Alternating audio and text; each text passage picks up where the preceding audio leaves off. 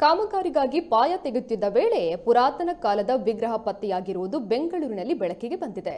ಬೆಂಗಳೂರು ನಗರದ ಕಲಾಸಿಪಾಳ್ಯ ಬಸ್ ನಿಲ್ದಾಣ ಮತ್ತು ವಾಣಿ ವಿಲಾಸ್ ಬಳಿಯ ಖಾಲಿ ಜಾಗದಲ್ಲಿ 800 ವರ್ಷಗಳಷ್ಟು ಹಳೆಯದಾದ ಪುರಾತನ ಕಾಲದ ವಿಗ್ರಹಗಳು, ಕಲ್ಲು ಮತ್ತು ಕಲ್ಯಾಣಿಯ ಕುರುಹುಗಳು ಪತ್ತೆಯಾಗಿದೆ.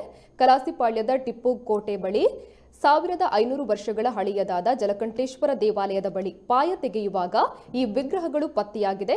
ಇನ್ನು ಈ ಬಗ್ಗೆ ಅಧಿಕಾರಿಗಳು ಮಾಹಿತಿಯನ್ನ ನೀಡಿದ್ದಾರೆ. ಇನ್ನು ಸ್ಥಳಕ್ಕೆ ಪುರಾತತ್ವ ಶಾಸ್ತ್ರ ಹಾಗೂ ಮುಜರಾಯಿ ಇಲಾಖೆ ಅಧಿಕಾರಿಗಳು ಭೇಟಿ ನೀಡಿ ಪರಿಶೀಲನೆಯನ್ನ ನಡೆಸಿದ್ದಾರೆ.